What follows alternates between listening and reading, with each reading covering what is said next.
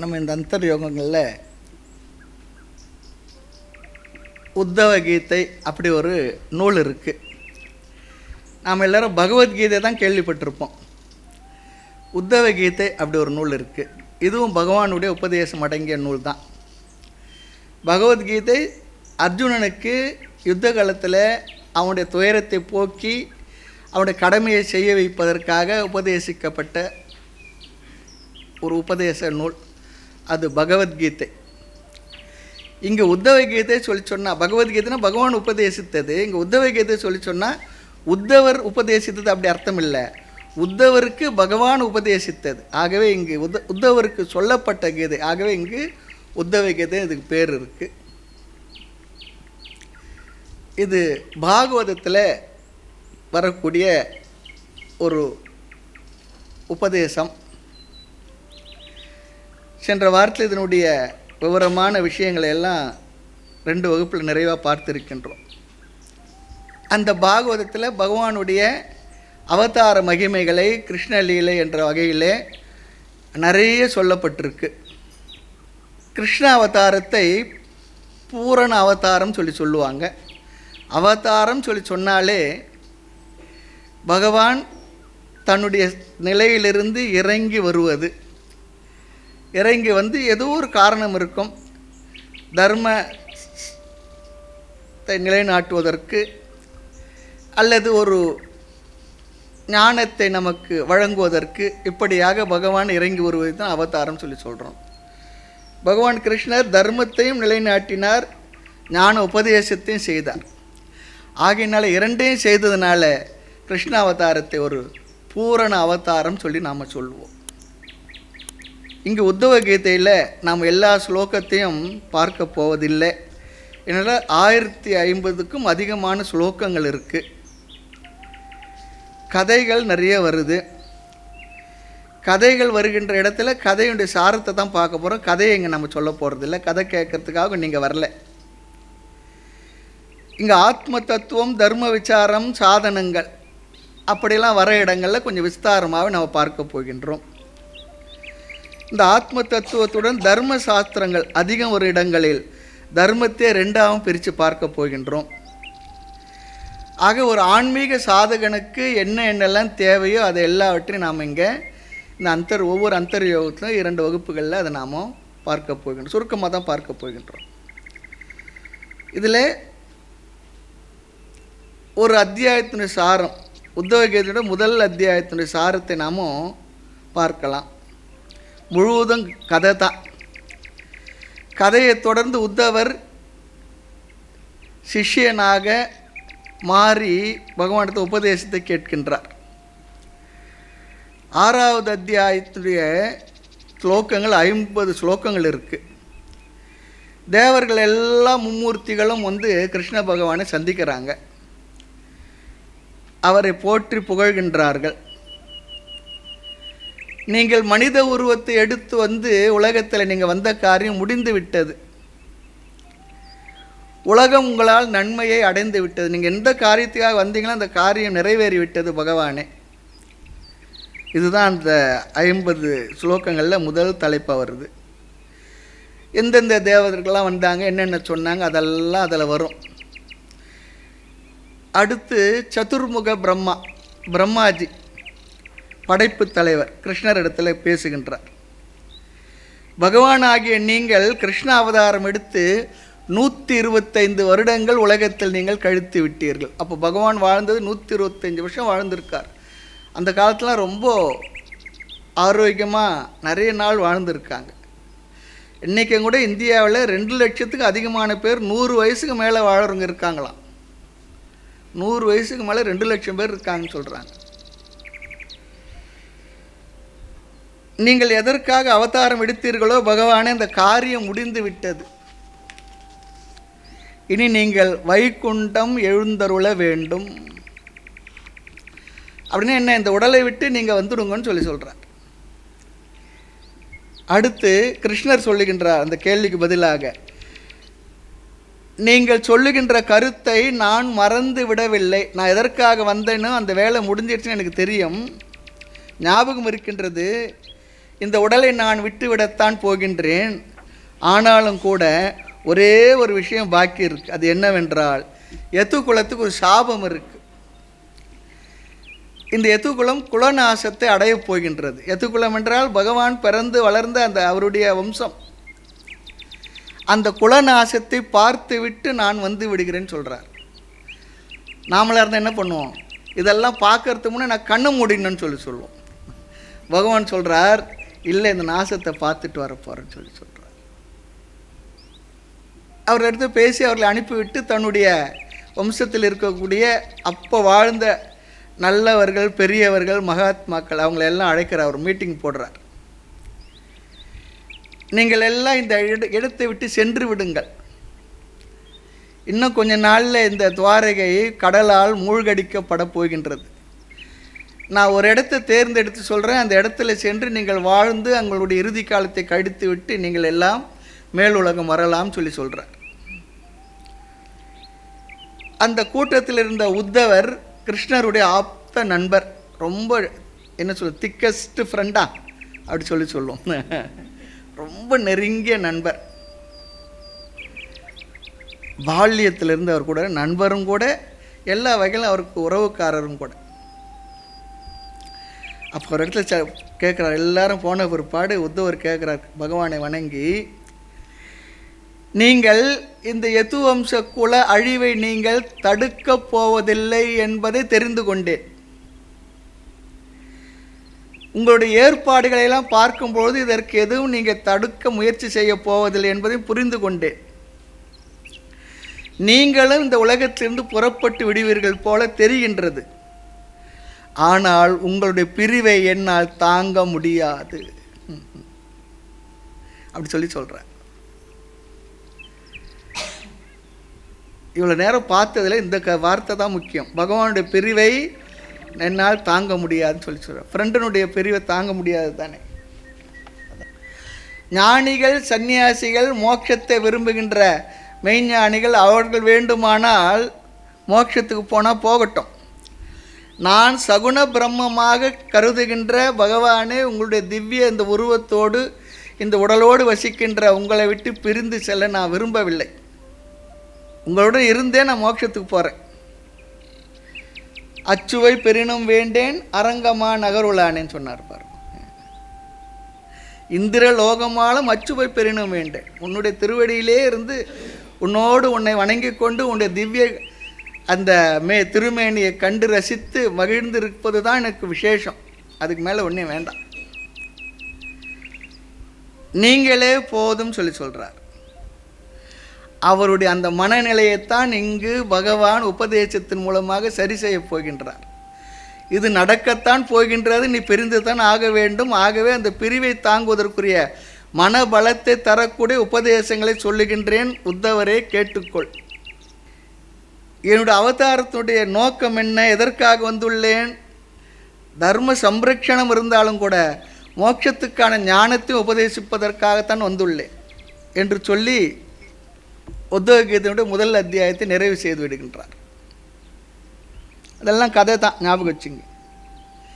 எப்படி பகவத்கீதையில் முதல் அத்தியாயம் கதையோ, மகாபாரத கதையோடு சென்று கீதைக்குள்ளே போய் லேண்ட் ஆகும். அதுபோல் இந்த உத்தவகீதையினுடைய முதல் அத்தியாயம், பாகவதத்தினுடைய 6வது அத்தியாயம், உத்தவகீதையினுடைய முதல் அத்தியாயம் கதை தான். உங்களை நான் பிரிய முடியாது பகவானே, நீங்கள் எங்கு செல்கின்றீர்களோ அங்கு என்னையும் அழைத்து சென்று விடுங்கள். நான் உங்களுக்கு ஒரு பக்தனாகவே இருந்து சேவை செய்தே வாழ்ந்து என்னுடைய வாழ்க்கையை நிறைவு செய்து விடுகின்றேன் சொல்கிறார். அடுத்து உத்தவகீதையினுடைய 2வது அத்தியாயம். இந்த அத்தியாயத்தினுடைய 5 ஸ்லோகங்களும் கதையுடனே தொடங்குகின்றது. அதன் பிறகுதான் தத்துவ உபதேசமானது ஆரம்பிக்கப் போகின்றது. அதுவரையில் நம்ம பாகவதத்துக்குள்ளே இருக்கிறா போல் ஒரு பக்தி என்ற ஃபீலிங் நம்ம மனசில் இருந்து கொண்டே இருக்கட்டும். பிற்பாடு தான் நம்ம தத்துவத்துக்குள்ளே சென்று விடுவோம். பகவான் உத்தவர் இடத்துல சொல்லுகின்றார், உத்தவரை அழைக்கின்றாராம். மகாபாக, ஏ பிளஸ்டு ஒன், நன்கு ஆசீர்வதிக்கப்பட்டவனே அப்படி சொல்லி அர்த்தம் அதுக்கு. நல்லவனே, அருளுடையவனே, ஆசீர்வதிக்கப்பட்டவனே, உத்தமமானவனே, அதிர்ஷ்டசாலின்றார். இந்த உலகத்தில் யார் அதிர்ஷ்டசாலி சொல்லி சொன்னால் பகவானுடைய பூரண அனுகிரகத்தை பெற்றவன் தான் அதிர்ஷ்டசாலி. நிறைய பொருளுடைய அதிர்ஷ்டசாலி அப்படி இல்லை. சாமியை கும்பிட்டு எனக்கு நிறைய பொருள் சேர்ந்தது, அவன் பெரிய அதிர்ஷ்டசாலியான அப்படி இல்லை. உண்மையான அதிர்ஷ்டசாலி யார் சொல்லி சொன்னால் பகவானுடைய முழு திருவருளை யார் பெற்று இருக்கின்றானோ அவன் எங்கே இருந்தாலும், மலை குகையில் இருந்தாலும் சரி, மரத்தடியில் இருந்தாலும் சரி, வெறும் கௌப்பீனதாரியாக இருந்தாலும் சரி, கந்தையை இடையில் உடுத்திருந்தாலும் சரி, அவனே பாக்கியசாலி, இறைவனுடைய பேரொருளை பெற்றிருப்பவனே. ரொம்ப முக்கியம். அனக அப்படி சொல்லி கூப்பிடுறார். அனக சொல்லி சொன்னால் பகவானும் அர்ஜுனனை அப்படி தான் கூப்பிட்டார். அனக சொன்னால் பாபமற்றவனே. ஆமாம், அப்போ எவ்வளோ புண்ணியவான் போகிறோம், பகவான் அழைக்கின்றார் என்றார். அனக ஹே உத்தவா, குறித்து நீ என்ன சொன்னாயோ, மத் விஷயே என்ன கூறினாயோ, என்னுடைய விஷயத்தில் நீ என்ன சொன்னாயோ அது எனது விருப்பத்துக்குட்பட்டது தான். ஸ்லோகத்தை நான் சொல்லலை, கருத்தை மட்டும் சொல்கிறேன். எதுக்குள்ள அழிவை நான் தடுக்கப் போவதில்லை என்று நீ என்ன சொன்னாயோ அது என்னுடைய விருப்பத்துக்கு உட்பட்டது தான். உண்மை தான், என் மனசில் என்ன இருக்கோ அதுதான் நீ சொல்கிறேன். அடுத்து மேலே இன்னொன்று சொன்னாய், நான் இந்த பூத உடலை விடுத்து வைகுண்டம் செல்லப் போகின்றேன் என்று நீ சொன்னதும் உண்மையே. ஆக என்னை குறித்து நீ என்னென்னவெல்லாம் சொன்னாயோ அது என்னுடைய விருப்பம்தான், உண்மைதான். மே சிகீர்ஷிதம், என்னால் அது விரும்பப்படுவது தான். எதுகுலம் என்னுடையதாக இருந்தாலும் அதனுடைய அழிவை நான் காண விரும்புகின்றேன். என்னுடைய ஸ்தூல சரீர அழிவையும் நான் பார்க்க விரும்புகின்றேன். அப்போ இதுலேருந்து தெரியுது, இந்த ஸ்தூல சரீரம் வேறு, அந்த அழிவை பார்க்கின்ற நான் வேறு. என்னுடைய உடல் என்று இருந்தாலும் அழியத்தான் போகின்றது. என்றும் அழியும் இக்காயம். உண்மை தானே. ஏதென்று இருந்தீர் உலகீர், ஒன்றும் அறியாத நீரோ எமன் ஓலை வந்தால் சொல்ல உத்தரம் உண்டோ. இந்த உடல் என்றும் அழியப் போகின்றது. இன்றைக்கு இருந்தாரே நாளைக்கு இருப்பர் என்று என்னவோ திடமில்லை. ஆக இங்கே ஒரு சந்தேகம், தனது குல அழிவை தானே பகவான் விரும்புவாரா? ஆமாம். காரணம் என்னவென்றால், எப்பொழுதெல்லாம் ஒரு குலத்திற்கு, ஒரு பரம்பரைக்கு அறிவும் செல்வமும் செழிப்பும் வருகின்றதோ, ஒழுக்கத்தை விட்டு விடுகின்றார்களோ, அப்பொழுது அந்த குலத்தை வேறு யாரும் அழிக்க வேண்டாம், அவர்களே அந்த குலத்தை அழித்து கொண்டு விடுவார்கள். இது ரொம்ப சரித்திர உண்மை. ஒரு பீரியடில் வறுமையில் இருப்போம், ஒரு தேசமாக இருக்கட்டும், குடும்பமாக இருக்கட்டும், தனி மனிதனாக இருக்கட்டும், வறுமையில் வாடிக்கொண்டிருப்போம். கொஞ்சம் முயற்சி செய்து இறைவனுடைய அனுகிரகம் மற்ற எல்லா வகையிலும் செல்வம்லாம் சேரும். அப்போ என்ன பண்ணுவோம், கொஞ்சம் கொஞ்சமாக என்ன ஆகுனா தர்மத்தை விட்டு விலகி விடுவோம், ஒழுக்கத்தை விட்டு விலகி விடுவோம். அப்படி ஒழுக்கத்தை விட்டு விலகினால், தர்மத்தை விட்டு விலகினால் அந்த வம்சம் என்ன ஆகிடும், அழிய ஆரம்பித்து விடும். நிறைய பார்க்குறோம், இன்றைக்கும் பார்க்குறோம். ஆக தனம் என்கின்ற செல்வம் இருக்கே, அது ஒரு கருவி தான். எதற்கு? தர்ம அனுஷ்டானத்திற்கு, வாழ்க்கை முறை நியமத்திற்கு, வாழ்க்கை ஒழுக்கத்திற்கு பணம் தேவை. ஆனால் பணமே எல்லாம் இல்லை. ஞாபகம் வச்சுக்கோங்க, நிறைய பேருக்கு பணமே பணமே பணமே இப்படியே தான் இருக்கிறான். ராத்திரி பகலாக பணமே பணமே பணமே பணமே பணமே மந்திர ஜப்பம். இது அதை சொல்கிறது என்ன, இந்த பணமே பணமே பணம், இந்த பணம் சொல்லிக்கிட்டு இருக்குது. அது செத்து போன பணம், இது சாக போகிற பணம், அவ்வளோதான் வித்தியாசம். அங்கே மூச்சு ஓடிக்கிட்டு இருக்கு, இங்கே மூச்சு என்னென்னா நின்று போயிடுச்சு. அல்லது வெளியே போன மூச்சு என்ன திரும்பி வரல, போன மச்சான் திரும்பி வரல, போனவும் போனாண்டு தான். ஆக தனம் இருந்தால் தான முதலீடுகளாக செய்யணும்னு சொல்கிறார். அதர்மத்துக்கும் பணமே காரணம். ஓட்டுக்கு பணம் கொடுக்குறாங்கன்னா என்ன, ஒரு காலத்து ஏழை பங்காளர்கள் சொல்லி, இப்போ என்னென்னா அவ்வளோ ஓட்டுக்கு அவ்வளோ பணம் கொடுக்கும்னா அந்த பணம் எங்கேருந்து வந்தது, யார்கிட்டேருந்து வந்தது? நாமளும் அதை வாங்கிட்டு ஓட்டு போடுறோமே, அதை விட நம்மளை விட மோசமானவங்க இருப்பாங்களா? நம்மளை விற்கிறத விட மோசம் ஓட்டுக்கு பணம் வாங்கிட்டு போடுறது. அப்போ எவ்வளோ ஒழுக்கக்கேட்டில் இறங்கியிருக்கோம் பாருங்கள் இந்த சமுதாயம். ஆக எது குலத்துக்கு வந்த செல்வம் நிறைய வந்தது, ஆனால் தர்ம பாதை விட்டு விலகி விட்டார். யார் சொல்கிறார்? அதனுடைய ராஜாவாகிய பகவான் கிருஷ்ணரே சொல்கிறார். அதுதான் விசேஷம். அவராலேயே அவர்களை ஒழுங்காக பண்ண வைக்க முடியலன்னு தெரியுது. 18 நாள் யுத்தத்தை பிளான் பண்ணி நடத்துறது பகவானால் முடிஞ்சது. அந்த யுத்தத்தில் சாப்பாடு எல்லாம் ஒரே இடத்துல தான் சாப்பிடுவாங்களாம்.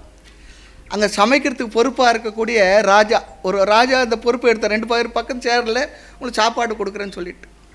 பாருங்களேன், அந்த காலத்து அவ்வளோ பெரிய சைன்யங்கள்லாம் வந்திருந்தா அவ்வளோ பேருக்கு சாப்பாடு செய்கிறதுக்கு எப்படி செய்திருப்பாங்க, எப்படி கொடுத்துருப்பாங்க, பரிமாறி இருப்பாங்கலாம். அதனால் இந்த மேனேஜ்மெண்ட் அதெல்லாம் இந்த காலத்தில் மட்டும் இல்லை, படித்ததுனால மட்டும் இல்லை, எவ்வளோ நிர்வாகம் நடந்துருக்கு இந்த உலகத்தில். அவர் கேட்பாராம், பகவானே இன்றைக்கி எவ்வளோ பேருக்கு சமைக்கணும்னா அப்படின்னு. என்ன அர்த்தம்? எவ்வளோ பேர் அனுப்பி வைப்பீங்க, மிச்சம் எவ்வளோ பேர் இருப்பாங்க. அவர் சொல்லிட்டு போவார், எத்தனை பேருக்கு சமைங்க. நம்ம கிச்சனில் கூட கேட்பாங்க, இன்றைக்கி எத்தனை பேர் வந்திருக்காங்க, அந்தர்வத்தை எவ்வளோ பேர் இருக்காங்க, இன்றைக்கி யார் யார் வருவாங்க, எவ்வளோ பேருக்கு சமைக்கணும், பிளான் பண்ணுவாங்க.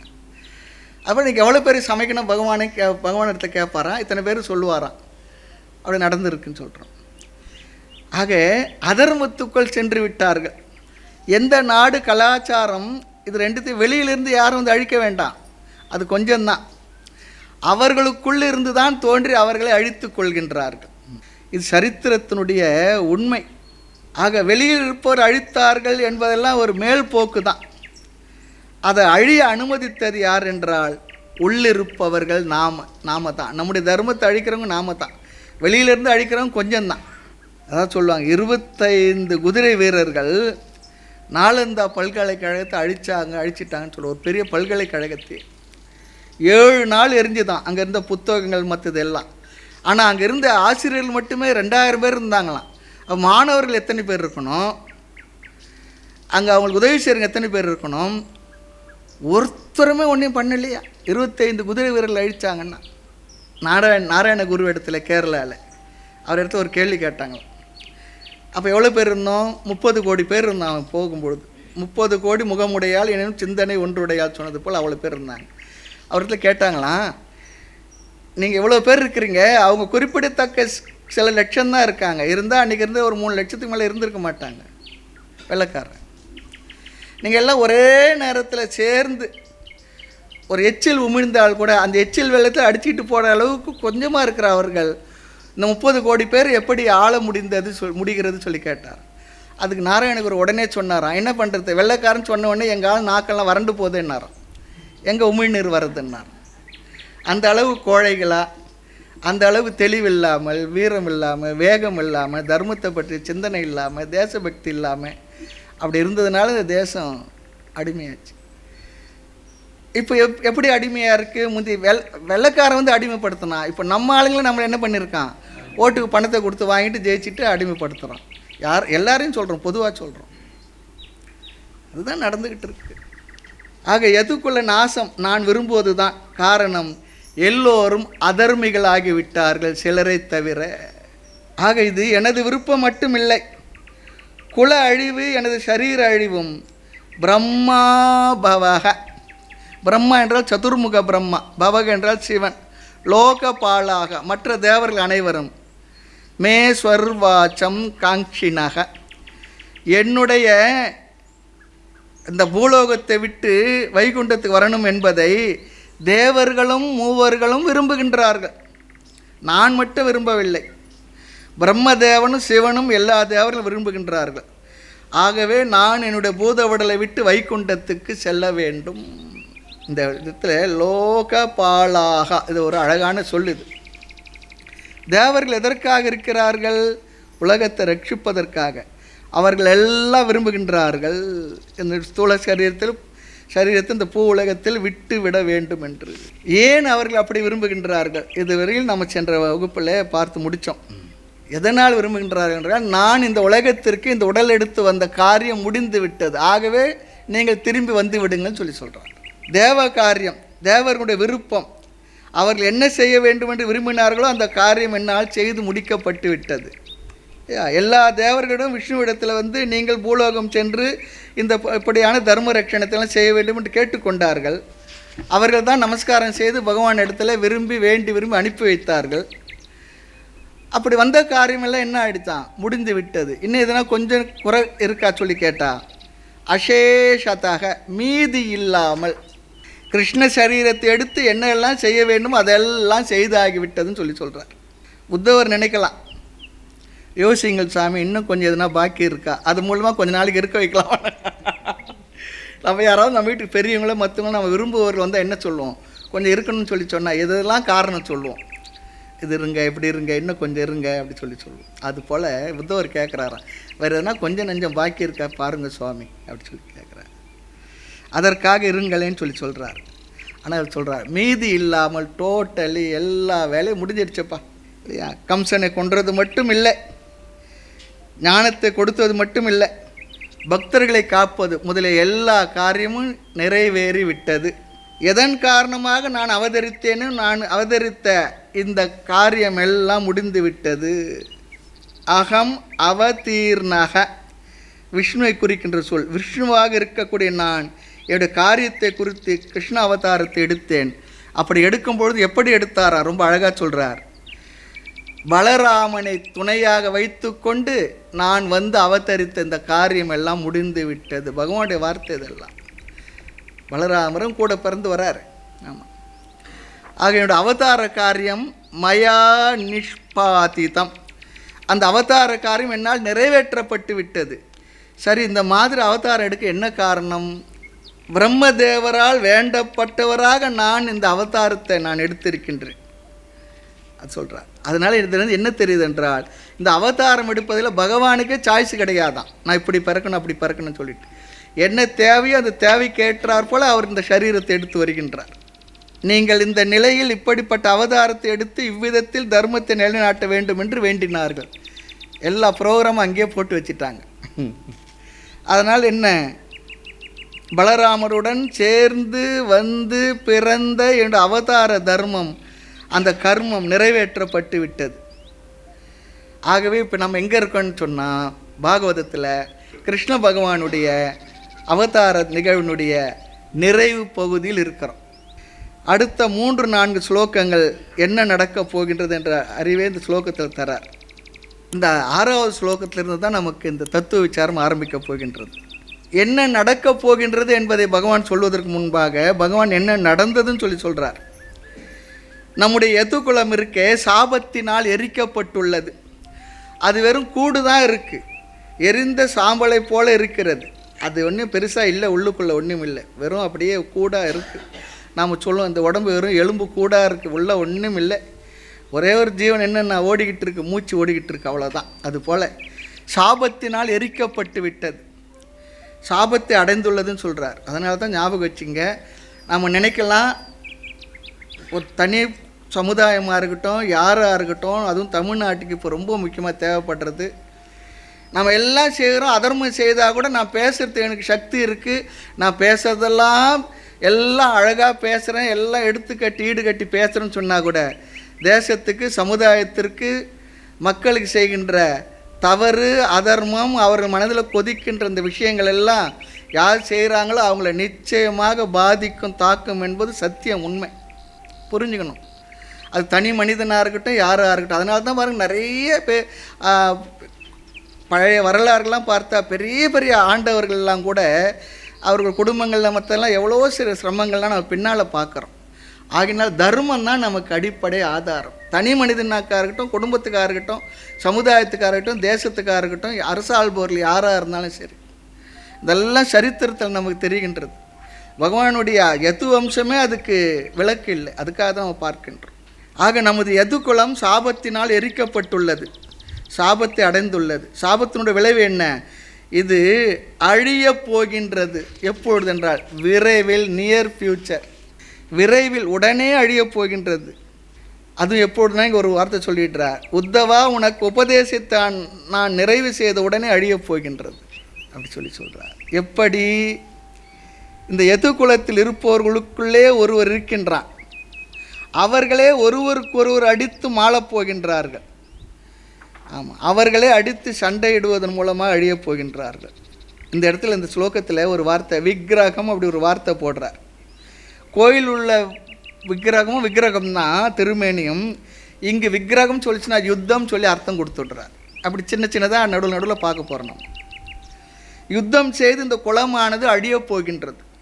அடுத்து என்ன ஆகும்னா, இந்த குலம் மட்டும் இல்லை, நம்ம ஊரே என்ன ஆக போகின்றது தெரியுமா? துவாரகை என்ன ஆக போகின்றது? சமுத்திர சப்தமே. சமுத்திரத்தினால் இன்னும் 7வது நாளில் இந்த துவாரகை சமுத்திரத்துக்குள் மூழ்கிவிடப் போகின்றது, மூழ்கடிக்கப்பட போகின்றது. ஒன்று ஞாபகம் வச்சுங்க, ராமாயண மகாபாரதம் சரித்திரம் சொல்கிறதுக்கு பாகவதத்தில் வர இந்த ஒரு வார்த்தை வச்சு பார்த்தோம்னா, இன்றும் கூட துவாரகை கடல் மூழ்கி இடத்த இப்போ பார்த்துருக்குறாங்க. நம்ம பிரைம் மினிஸ்டர் கூட ஒரு 20-30 நாளைக்கு முன்னே போட்டிருந்தாங்க, உள்ளே போய் அந்த இடத்துல பார்த்துட்டு வந்து போட்டிருந்தாங்க. அதனால் பகவான் வாழ்ந்தது என்பதோ துவாரகை இருந்தது என்பதற்கோ வேறு பெரிய சான்று வேணாம். இதெல்லாம் சரித்திரம். கிருஷ்ணர் வாழ்ந்தது சரித்திரம், ராமர் வாழ்ந்தது சரித்திரம். அவருடைய வரலாறுகள், அவர்கள் விஷயங்கள்லாம் இன்றைக்கி இந்த தேசத்தில் ஊர் பேர், மனுஷங்க பேர் எல்லாத்திலும் கலந்து இருக்கின்றது. அல்லது ஏதோ கதை புராணம் அப்படிலாம் இல்லை, அது ஞாபகத்தை வச்சு. அதனால தான் இதிகாசம். இதிகாசம் என்றால் இவ்வாறு நடந்தது. ஆமாம், அதுதான் இதிகாசம். இப்படி நடந்தது சொல்லி அர்த்தம். ஆக 7வது நாள் சமுத்திரம் என்ன ஆக போகின்றது? இந்த துவாரகாபுரியை மூழ்கடிக்க போகின்றது. எது போல் என்றால், நமக்கு தனுஷ்கோடி மூழ்கி இருக்கே, அது போல. பிறகு என்ன ஆக போகின்றது? கிருஷ்ண பகவான் சென்றவுடனே கலியுகமும் பிறக்கப் போகின்றது. இப்போ நாம் எந்த யுகத்தில் வாழ்ந்துக்கிட்டு இருக்கோம்? கலியுகத்தில் தான் வாழ்ந்துக்கிட்டு இருக்கோம்.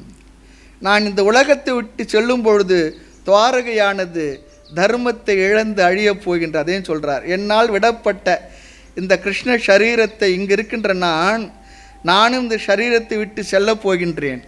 நான் இந்த தேகத்தை விட்டவுடன் என்ன ஆகும்? இந்த துவாரகாபுரியானது, ரொம்ப அழகான வார்த்தையை போடுறார், மங்களத்தை இழந்ததாக ஆகப் போகின்றது. கிருஷ்ண பகவான் மறைந்தவுடனே இந்த தேசமானது மங்களத்தை இழக்கப் போகின்றது. துவாரகாபுரியானது மங்களம் சொல்லி சொன்னால் இங்கே தர்மம் என்று அர்த்தம். தர்மமானது நஷ்டமடைய போகின்றது. அவரவர்களுடைய விருப்பப்படி விருப்பு வெறுப்புகளினால் சண்டையிட்டு அவரவர்களே மடியப் போகின்றார்கள். இதெல்லாம் எவ்வளோ நேரம், எவ்வளோ நாள் நடக்கப் போகின்றது? பவிஷ்யத் அச்சிராத், மிக மிக விரைவில் நடக்கப் போகின்றது. சாதோ, உத்தவரை சாதுவேன்னு சொல்லி அழைக்கின்றார். ஏ சாதுவே, உத்தவனே, நடக்கப் போகின்றது உடனடியாக. சாதுவே சொல்லி சொன்ன என்ன அர்த்தம்? வாழ்க்கையை ஒழுங்காக, முறையாக, தர்மமாக வாழ்ந்து மன அமைதியோடு வாழக்கூடியவன் சாது. ஆமாம், அது மட்டுமல்ல, களி என்கின்ற காலம் இருக்கே, அந்த களி என்பதும் வந்து விடப் போகின்றது. களியினால் இவையெல்லாம் நடக்கப் போகின்றதான். பகவான் போன உடனே ஏன் தர்மம் அழியப் போகிறது என்றால், களி புருஷனால் வரப்போகின்றார். இந்த களி காலத்தில் மக்களுடைய டேஸ்ட் என்ன, மனநிலை என்னவா? அடுத்த ஸ்லோகத்தை சொல்கிறார். 5வது ஸ்லோகத்தில் அதாவது தனிப்பட்ட ஆலோசனையாக உத்தவருக்கு சொல்கிறார். ஆகையினால் நீங்கள் என்ன பண்ணணும்? இங்கு இருக்கக்கூடாது. ஆகவே இந்த துவாரகை அழியும் பொழுது உத்தமனாக நீ இருப்பதனால் இவர்களோடு சண்டையிட்டு அழியப் போகின்ற இவர்களோடு நீ இருக்கக்கூடாது. ஆகவே என்ன, என்னால் இந்த இடம் விடப்பட்ட பொழுது, இந்த பூமியானது என்னால் விடப்பட்ட பிறகு நீ இந்த இடத்தில் இருக்காது. ஆகவே இந்த உபதேசம் முடிந்த பிறகு நீ என்ன பண்ண? பதரி ஆசிரமம் சொல்லி ஒரு இடம் இருக்குது. இப்போ இருக்க பத்ரிகா ஆசிரமம் என்னன்னு தெரியாது, அப்படி ஒரு இடம் இருக்குது. அங்கு நீ சென்று விடு. அங்கு நீ சென்று உன்னுடைய வாழ்க்கையுடைய இறுதி காலத்தை இந்த உபதேசத்தை மனதில் வைத்து கொண்டு நிறைவாக வாழ்ந்து முடித்து என்னுடைய திருவடியை வந்து சேர்ந்து விடு. அப்படி சொல்லி சொல்கிறார். உனக்கு இந்த ஞானமானது நிவர்த்தியை தரும், நிறைவை தரும் என்று இங்கே சொல்லுவார். ஆக பதரி என்ற ஆசிரமத்திற்கு பெயர். அங்கு சென்று நீ மீதி காலத்தை கழிப்பாயாக. அவரும் அப்படி ஜீவன் முக்தனுடன் கழிப்பார். அதனுடைய ஆரம்பம் தான் இங்கே. ஆகவே நீ இங்கே இருக்க வேண்டான்னு சொல்லி சொல்கிற. சரி, மற்றவர்களுக்கு என்ன உபதேசம்? ஜனக, கலியுகத்தில் ஜனங்களுக்கு எதில் ருச்சி இருக்குமா தெரியுமா? பரோட்டா குருமாவில் ருச்சி இருக்குன்னு சொல்லலை பகவான். ஆர்வம் எதில் இருக்குன்னு சொல்லி சொன்னால் அதர்மத்தில் ருச்சி இருக்குமா. இதை செய்யாதன்னா அதை தான் செய்வார்களாம். பகவானே சொல்கிறார், இதை செய்யாதன்னா அது நம்ம கூட அதை பார்க்காதீங்கன்னா என்ன பண்ணுவோம்? அதை தான் முதல் பார்க்கணும்னு நினைப்போம். இதை கேட்காதீங்கன்னா என்ன பண்ணுவோம்? அதை தான் முதல் கேட்டு வந்துடும். இதுதான் உலகத்தில் இருக்கிறது. சொல்லாத இருந்தாவது அமைதியாக இருப்பாங்க, சொல்லாதான். ஆமாம், இந்த மருந்து சாப்பிடும்போது குரங்க நினைக்காதுன்னா இருப்பாருங்க. அது போல தான் அங்கே குரங்க நினைக்காதுன்னு சொல்லி சொல்கிறது, குரங்க தான் நினைப்போம். மருந்து சாப்பிடாத இருக்கணுன்றதுக்காக தான் அப்படி சொல்கிறது, அது வேறு விஷயம். ஆக உத்தமமானவனே, மங்களமானவனே, மனிதனுக்கு அதர்ம ருச்சிஹி பவிஷ்யத்தி, ரொம்ப அழகாக சொல்கிறார். அதர்மத்தில் ருசி ஏற்பட போகின்றது, விருப்பம் ஏற்பட போகின்றது என்று சொல்லி இந்த 5வது ஸ்லோகத்தில் கதையை நிறைவு பண்ணிடுறார். இனி வேதாந்த தத்துவத்தை பார்க்க போகின்றோம். எப்போ தான் கதையே பேசிகிட்டு இருக்க வேண்டாமே, எவ்வளோ நாள் தான் கதையே பேசுறது, கதையாக காரணமாக நிறைய பார்த்தாச்சு கதையெல்லாம். அது இனி கருத்தை பார்க்கணும், கருத்துக்களை பார்க்க, அதுதான் இங்கே முக்கியம். இந்த 6வது ஸ்லோகம் முதல் 12வது ஸ்லோகம் வரை பகவான் வேதாந்தத்தின் சாரத்தை சொல்லப் போகின்றார். எவ்வளவு உபநிஷத் சாஸ்திரங்களை படித்தாலும் நாம் தெரிந்து கொள்ள வேண்டிய சாராம்சத்தை இங்கே சொல்லி முடிச்சிடுறார். அது ரொம்ப முக்கியம், சுருக்கமாக சொல்லி முடிச்சிடுறார். இந்த பகுதி உபநிஷதங்களுடைய சாரமான பகுதி. இந்த பாகவதமானது சுகர் முனிவர் பரீட்சித்து மகாராஜாவுக்கு கூறியது. அதெல்லாம் பார்த்த முன்னே, பரீட்சித்து மகாராஜா யார்? அபிமன்யுனுடைய புத்திரன். பரீட்சித்து மகாராஜா அவர் பிறக்கும் பொழுது எப்படி பிறந்தார்? தான் வயிற்றுக்குள்ளே இருக்கும் பொழுது அஸ்வத்தாமனை விடுத்த பிரம்மாஸ்திரத்தினால உயிர் சென்று பிறகு பகவான் அவனுக்கு உயிர் கொடுத்து காப்பாற்றினாரெல்லாம் புராணங்களில் வருது. ஆகையினால பிறந்த உடனே ஒருத்தர் கையிலே கொடுத்து அந்த குழந்தைய கொடுக்கும் பொழுது வெறிச்சு பார்த்து தான் ஒருத்தரையும். ஆமாம், அப்போது பகவான் கிருஷ்ணன் என்ற கையில் வந்தவொடனே அவரையே அப்படியே நிலைச்சி நின்று பார்த்து தான். நம்மை அந்த கருவிற்குள் இருந்து காப்பாற்றியது யார்? இவரான்னு பார்த்து தான்.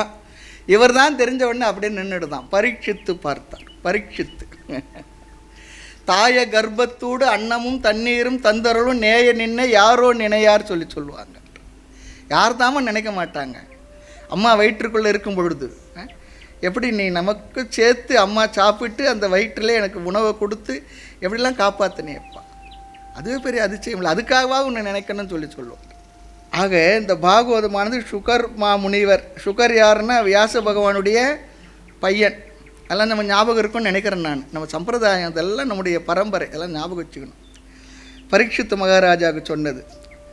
சுகருக்கு இடையிடையே இந்த இடத்துல வருவார். ஆமாம், பகவத்கீதையில் எப்படி சஞ்சயர் வருவார் அதுபோல் இங்கேயும் இடையிடையே வருவார். இந்த சாராம்சத்தை கேட்டவுடன் உத்தவர் தன்னுடைய மனதை மீண்டும் பகவானுக்கு தெரிவிப்பார். நான் உங்கள் சிஷ்யனாக மாறுகிறேன், எனக்கு உபதேசம் செய்யுங்கள். பிற்பாடு பகவானும் உபதேசத்தை ஆரம்பிப்பார். இவருடைய உபதேசத்தை நிறைவு செய்த பிறகு பகவானும் இந்த உலகத்தை விட்டு வைகுண்டத்துக்கு சென்று விடுவார். அடுத்து உத்தவரும் தன்னுடைய இறுதி காலத்தை பகவான் குறித்த அந்த இடத்துல ஆசிரமத்தில் சென்று கழிக்கப் போகின்றார். இங்கு பகவான் தருகின்ற முதல் உபதேசம் பகவத்கீதையில் அர்ஜுனனுடைய சோகம் துயரம் என்ற தலைப்பில் தான் உபதேசம் தொடங்கப்பட்டது. அச்சோச்சியான், ஞானிகள் துயரப்படுவதில்லை, ஆனால் நீ துயரப்படுகின்றாய், ஞானியைப் போல பேசுகின்றாய் என்று ஆரம்பித்தார்.